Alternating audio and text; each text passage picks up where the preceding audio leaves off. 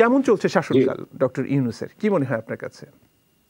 কেমন চলছে শাসন, এটা আসলে আমরা যারা প্রবাসে আছি তাদের দৃষ্টিভঙ্গি থেকে না চিন্তা করে, আমরা যদি যারা দেশে আছে এবং এই দেশে গত 1-1.5 মাসের ভেতরে যেসব মানুষ যে ধরনের মন্তব্যগুলো করছেন আমরা দেখতে পাচ্ছি সোশ্যাল মিডিয়াতে, আমাদের পরিবার পরিজনের মধ্যে, তার মধ্যে তো দেখা যাচ্ছে যে এই প্রথম তাদের ঢাকা থেকে গ্রামের বাড়িতে ঈদ করতে যেতে কোনো হঠাৎ করে কোনো এক জাদুর বলে পরশে কোনো রকমের টিকিট পেতে সমস্যা হচ্ছে না, চাঁদাবাজি কমে গেছে, রোজার সময় জিনিসপত্রের দাম কেন জানি বাড়ছে না, আহ সবকিছু ঈদের সময় যে সময়টাতে আমরা সব সময় দেখতাম যে আগে বিভিন্ন সরকার সিন্ডিকেট সিন্ডিকেট সিন্ডিকেট বলতো, তারা এখন নেই।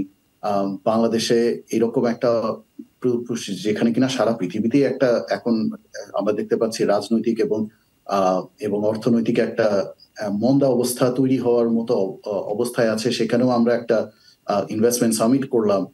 তো এই সবগুলোকে আমরা যদি চিন্তা করি তাহলে আপাত দৃষ্টিতে আসলে যারা বাংলাদেশে আছেন তারা আগে কতটুকু এর থেকে ভালো থাকতেন আমি ঠিক জানি না। তবে খুব একটা বেশি যে সাধারণ মানুষের কাছ থেকে আমরা খুব বেশি যে এই সরকারের বিরুদ্ধে অভিযোগ অনুযোগ শুনতে পাচ্ছি সেটাও কিন্তু না। কি সবকিছুই যে তারা ভালো করছেন, সবকিছুই যে তারা আসলে একেবারেই পুরোপুরিতে সবকিছুতে পাশ মার্ক পাবেন সেটাও নয়, কিন্তু সেটাও যে কেন তারা পাশ করতে পারছেন না সের পেছনেও আসলে অনেকগুলো প্রশ্ন তো থাকেই। সেগুলো নিয়েও নিশ্চয়ই আমাদের আলোচনা হবে। তবে আমার তো দেখে মনে হচ্ছে যে আপাত দৃষ্টিতে আমরা যে অবস্থায় এখন আছি সেই অবস্থান থেকে বলা যাচ্ছে না যে আমরা পূর্ববর্তী কোনো অবস্থার থেকে খারাপ আছি। ধন্যবাদ নাঈম। আসবো আপনার কাছে আরো বিস্তারিত আলোচনা নিয়ে। আমি ডক্টর শান্তনু ভট্টাচার্য, একই প্রশ্ন আপনার কাছে, কেমন চলছে বা কেমন দেখছেন আপনি অন্তর্বর্তীকালীন সরকারের শাসনকাল এ যাবৎকালে, যতদিন হয়েছে 8 মাস বা এরকম সময়? ধন্যবাদ বুলবুল ভাই আমাকে সুযোগ দেওয়ার জন্য। বাংলাদেশের মানুষ তো আসলে নানা মতের। এর মধ্যে একটি অংশ অবশ্যই আমি নাঈম ভাইয়ের সাথে একমত যে একটি অংশ অবশ্যই প্রচারণা চালাচ্ছে এবং চালিয়েছে যে ভালোভাবে তারা ঈদ যাত্রা করতে পেরেছে, এবং যেটি অনেকাংশেই সত্যি, দ্বিমত করার সুযোগ নেই। কিন্তু সবজির দাম বা বাজারের দাম কম, সবজির দাম কিন্তু আসলে কম না। আমার বাড়িতে কথা হয় সবজির দাম খুব বেশি কম না, আর শীতকালীন সবজির দাম এমনি কম থাকে, সেই সময়টা পার করে এসেছে, এখন কিন্তু বাজার চড়া। আমরা যদি দেখি আজকের একটি নিউজ দেখলাম আমি বাংলাদেশের, সেটি হলো আরাকান আর্মি বাংলাদেশের ভেতরে ঢুকে একটি উৎসব করে গিয়েছে। তারা একসাথে যোগদান করেছে আমাদের দেশের লোকেদের সাথে, এবং সেখানে বিজেপি উপস্থিত ছিল, তারা কিছু বলেনি। এখন একটি বিদেশি বিদ্রোহী গোষ্ঠী, সশস্ত্র গোষ্ঠী এসে বাংলাদেশে ঢুকে যাচ্ছে, বিজেপি নিষ্ক্রিয় থাকছে, এরকম ঘটনা বাংলাদেশে আসলে অতীতে কোনোদিন ঘটেছে কিনা আমি জানি না। এরকম ঘটনা কিন্তু ঘটছে। এখন বাংলাদেশের মানুষের উপরে সরাসরি এর কোনো প্রভাব আছে কি? অবশ্যই আছে, সেটি আমরা চোখে হয়তো এখনই দেখছি না, বাট সেটির একটি সুদূর প্রসারী প্রভাব কিন্তু আমরা ভবিষ্যতে হয়তো দেখতে পাবো। আর ইনভেস্টমেন্ট সামিট বা অনেক কিছু হচ্ছে বাংলাদেশে, সেটি নিয়ে যদি বলা যায়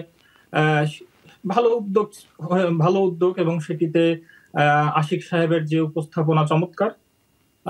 অর্জনটা কি? অর্জন আমরা শুনতে পেরেছি যে আশ্বাস এসেছে ৩,১০০ কোটি টাকার।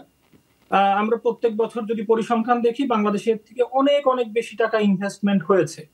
তাহলে আমরা যে ইনভেস্টমেন্ট সামিট করলাম, এত প্রচারণা চালালাম, তার থেকে আমাদের অর্জনটা আসলে কি মানে গ্রহণযোগ্য মাত্রায় অর্জন হয়েছে নাকি হয়নি প্রচারণার সাপেক্ষে? আমার কাছে মনে হয় সেটি হয়নি।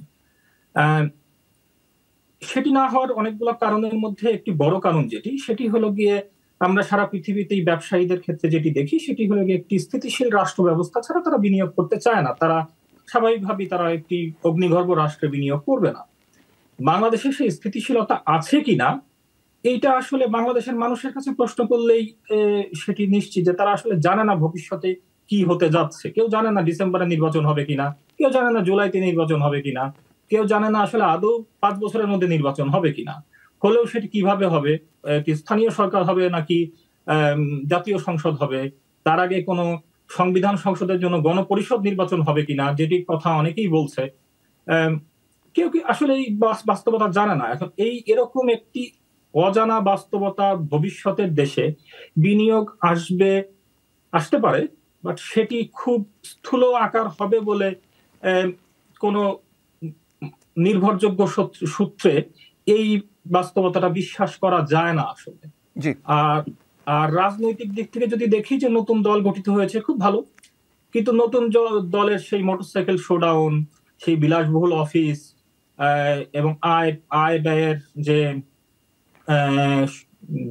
আয় এবং ব্যয় যে হচ্ছে সেটির হিসাব দিতে না চাওয়ার যে মানসিকতা, সেটি তো একই গদবাঁধা। চলছে, ভালোই চলছে। আওয়ামী লীগ সরকারের 16 বছরেও তো মানুষ ভালোই চালিয়েছে, কেউ কিছু বলেনি জুলাইয়ের আগে, এখনো সেরকম কিছু বলছে না। ধন্যবাদ।